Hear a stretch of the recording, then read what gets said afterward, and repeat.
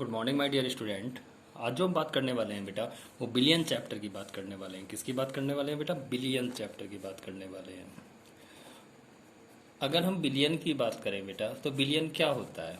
Billion दो चीज़ों से मिलकर बनता है। किस किस से मिलकर बनता है बेटा? एक आपका विलय होता है, एक क्या होता है? विलायक होता है। एक क्या होता है? विलय, एक क्या होता है? विलायक। अब विलय और विलायक का कैसे पता चलता है? मान लीजिए आपके पास एक फ्लास्क है और उसमें आपने ये 1 लीटर पानी लिया है और 1 लीटर पानी में आपने 10 ग्राम चीनी ली है। क्या लिया है बेटा? चीनी ली है। तो कहने का मतलब क्या है कि 1 लीटर पानी में आपने किसको डाला है? चीनी को डाला है। तो जिसको मिलाया गया है या डाला गया है, जिसको मिलाया गया है वो क्या है बेटा? वो विलय है। जिसको हम मिला रहे हैं, ये जिसको डाल रहे हैं, और जिसमें मिलाया गया है, किस में मिलाया गया है? 1 लीटर पानी में। तो वो पानी क्या है? जिसको मिलाया गया है वो विलय है, और जिसमें मिलाया गया है, मिलाया गया है वो क्या होता है बेटा? वो आपका विलायक होता है। क्या होता है?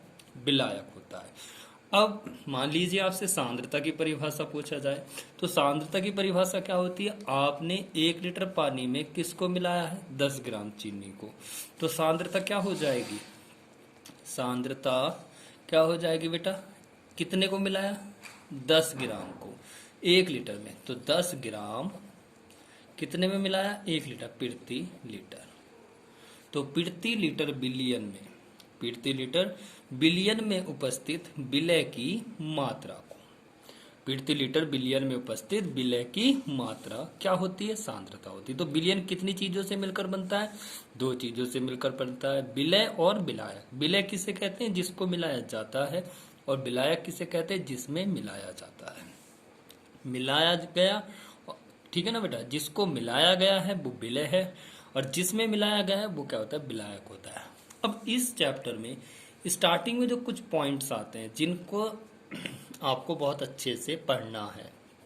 एक नॉर्मलता होती है, एक मोलरता होती है, एक मोललता होती है, और एक क्या होता है बेटा आपका? एक आपका मोल प्रभाज होता है। कौन होता है बेटा? मोल प्रभाज होता है। ठीक है ना बेटा? तो आपको अब क्या करना है? इनकी परिभाषा को बहुत जरूरी है इस चैप्टर को पढ़ने के लिए याद करना। तो नॉर्मलता और मोलरता की बात करें तो इनको हम बहुत आसानी से याद कर सकते हैं। कैसे याद कर सकते हैं? मान लीजिए आपने सबसे शुरू में यहाँ पे नॉर्मलता को लिखा, तो देखिए एक की परिभाषा का तरीका याद करिए, आपको इन तीनों की परिभाषा याद हो जाएंगी। कैसे याद हो जाएंगी? देखिए आपको क्या करना है, आपको बोलना है 1 लीटर बिलियन में उपस्थित। अगर आप नॉर्मलता कह रहे हैं, अभी मैं इन दोनों में कंपेयर कर रहा हूं, अगर आप नॉर्मलता को कह रहे हैं तो कैसे कहेंगे? 1 लीटर बिलियन में उपस्थित विलय के ग्राम तुल्यांकों की संख्या। कितने बिलियन में? 1 लीटर बिलियन में। 1 लीटर बिलियन में उपस्थित 1 लीटर, मेरे साथ बोलो, 1 लीटर बिलियन में उपस्थित विलय के ग्राम तुल्यांकों की संख्या। विलय के ग्राम तुल्यांकों की संख्या को उस बिलियन की नॉर्मलता कहते हैं। उस बिलियन की नॉर्मलता कहते हैं। ठीक है बेटा?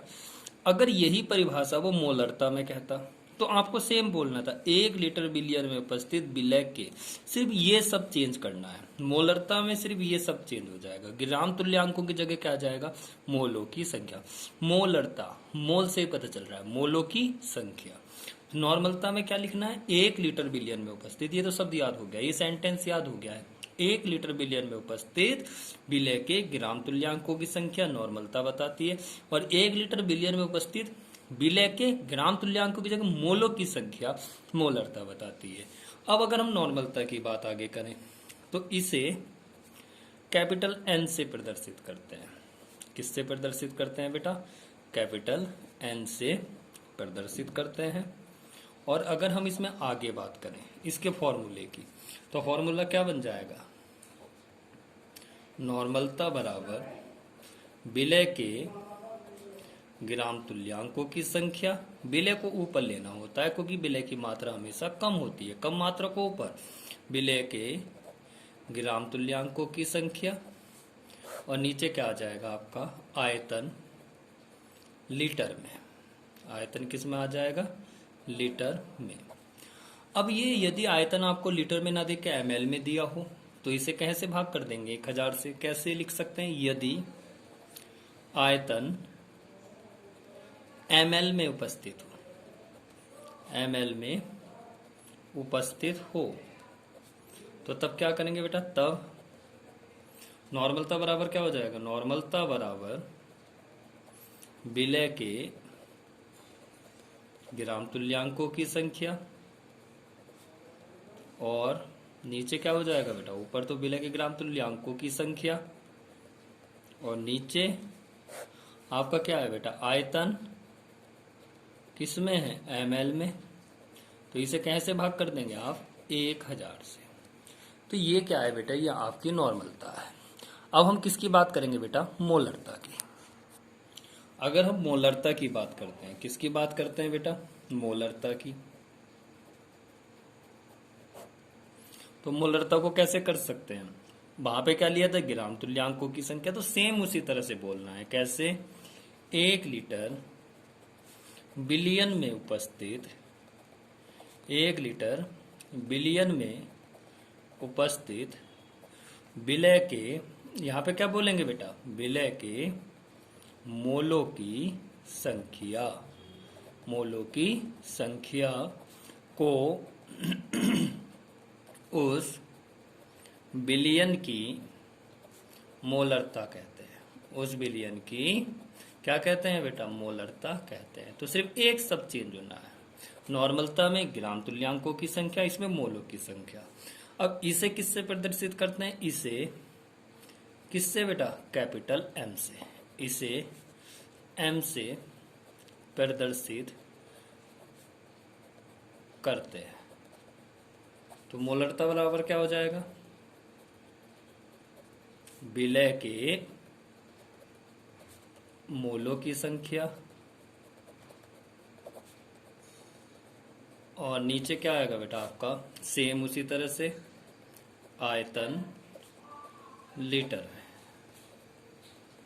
और मोलों की संख्या कैसे होती है? मोलों की संख्या क्या हो जाएगी? मोलों की संख्या n बराबर, मोलों की संख्या n बराबर क्या हो जाएगा? भार बटे क्या हो जाएगा बेटा? अणु। तो क्या कंडीशन होगी? मोलरता बराबर विलय का भार, विलय का भार बटे क्या हो जाएगा बेटा? विलय का अणुभार, और नीचे अगर आपको आयतन किस में दिया हो? ml में, तो आयतन ml में किससे भाग दे देंगे बेटा? 1000 से। तो ये क्या हो जाएगा आपका? मोलरता हो जाएगी। तो दोनों परिभाषाओं में थोड़ा सा फर्क है बेटा। वो फर्क कितना है कि वहां पे आपके विलय के क्या थी बेटा? ग्राम तुल्यांकों की संख्या थी, और यहाँ पे किसकी संख्या है बेटा? मोलों की संख्या है। किसकी संख्या है? मोलों की संख्या है। ठीक है बेटा, आज आप इन दोनों परिभाषाओं को याद करिए। कल जो मेरा लेक्चर आएगा उसमें मैं आगे बात करूंगा। किसके ऊपर बात करेंगे कल के लेक्चर में? मोल प्रभाज और मोललता के ऊपर बात करेंगे। ठीक है बेटा, ओके, थैंक यू।